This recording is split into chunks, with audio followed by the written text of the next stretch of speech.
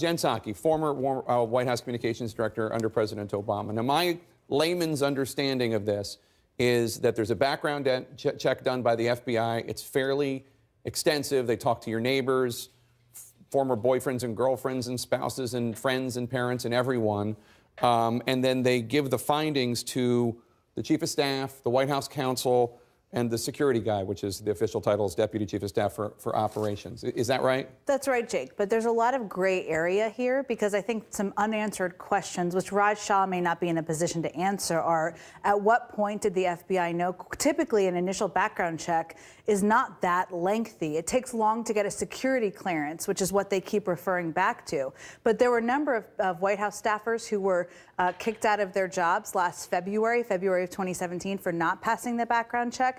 And my recollection is that there were certain standards or certain bars you had to pass even to get into the White House, even at more junior levels. So, for example, people who had smoked marijuana in the past, that was something, even if you're a press assistant, you have to explain that and make sure that it's something that there's a waiver on. So it's a little perplexing why this has taken over a year and why this wasn't known earlier. And I'm not sure they've answered those adequately at this point. And the two ex-wives, Abby said, that both of them talked to the FBI and were honest and forthright about the domestic abuse and the relationships they had with Rob Porter. Right. I think it is still unknown if the FBI found out about those things, if they would have briefed people within the White House prior to the completion of some kind of investigation into their background. And if they did, at what point did that happen? I think we should also point out that when Raj Shah said that John Kelly was not fully aware of the allegations, he used the word fully, which is a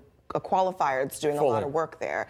We don't know what fully means, but our reporting says that he knew some of this, at least in the fall of last year. And if any of that included allegations of domestic abuse, I would argue that would be a major red flag, that it should not take photographs of these women coming out for them to act on it. And even as the Daily Mail was reporting this story, they came to the White House and presented the allegations to them, and yet still the White House put out a raft of statements defending Rob Porter. Oh, saying he had the highest character and integrity. The allegations at all. I think that somebody did ask Raj Shah, and we'll ask my team in the control room to get this bite. I think somebody said, what do you mean by he didn't fully know? And I think Raj Shah said, he referred to the visual evidence, meaning he hadn't seen the photograph of, I believe, the first ex-wife with a black eye. Amanda Carpenter, you are also a former communications director. Can you think of a way where the White House could have handled this worse?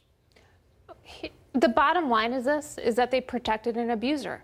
And guess what is a job qualification to work in this White House? It's to protect someone who talked favorably about sexual assault on the Access Hollywood tapes. That is a job qualification in this White House. There is a pattern of behavior. They kept Corey Lewandowski on staff as a campaign manager after he bruised a reporter. Michelle Fields, yeah. Yes. This is the same president who laughs along with Howard Stern when he says disgusting things about his daughter. I don't know how the people in the White House let this man date Hope Hicks, get alone in a car with him. Rob Porter, you're referring to, yeah. Yes, knowing this was in his file.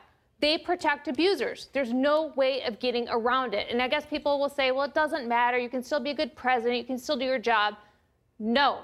If you are willing to defend someone who hurt somebody in this fashion, you have no boundaries, you have no restraint, you have no respect for the law. And if you tolerate people who do this to people they say they love, what will they do to the people they don't know? And that's why I think this matters to a normal person. These people don't have restraint, and it is disgusting to watch. My heart is pounding. It's infuriating to see people go to the White House and defend this. As a conservative, as a woman, as an American, as anyone. So one of the things an interesting point that you just raised is Rob Porter is not the first person in this White House to be accused of domestic abuse. Steve Bannon had been accused of domestic abuse by his, I believe, his first wife. Andy Puzder, who was the Secretary of Commerce or Labor, Secretary of Labor nominee, who am I getting this right? I think that's right. Who withdrew his nomination, I think mainly because of Nannygate issues. His ex-wife actually put on a disguise and went on Oprah and talked about the abuse, although now she denies that there was any abuse. I mean, this is something of a pattern. Yes, no doubt. I mean, I think Amanda couldn't have stated it better in terms of what we're seeing here in terms of acceptable behavior and why that is. There are so many aspects of how they've handled it that are telling about what kind of a White House this is and kind of what it represents. You know, you started with the president himself, of course, but I think the last 24 hours tells us also a lot about John Kelly. We thought that he was going to come in and be a moderating, stable force. He's a military guy. He's a family man. And he's come in, and his clarifying statement last night still defended him, Rob Porter, again. And that tells you about what kind of acceptable behavior it is. Now, it's been reported, as you've said, that Hope Hicks helped draft this, which is obviously a very poor judgment call. Well, that's a huge conflict of interest. An enormous conflict of interest. But my additional reactions beyond that were, you have the chief of staff going out there and reading it. You have this White House press secretary going out and reading it and Reading not questioning his it. defense. And yeah. part of your job in any of these positions is to say no sometimes and say it's not acceptable. That doesn't represent my values or the values of the White House.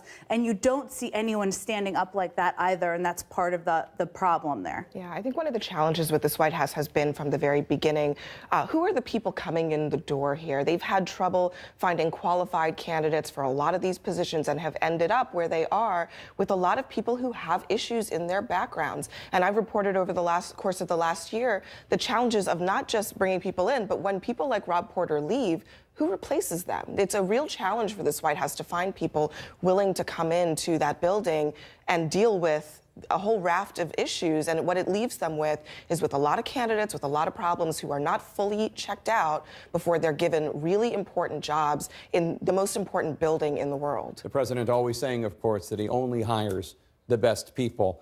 I think that is a subject for debate, obviously. I want to bring in CNN's Pamela Brown at the White House right now. Pamela, a lot of tough words on the panel here for Chief of Staff John Kelly. What are his prospects after this? Is the president, does he still have confidence in Kelly?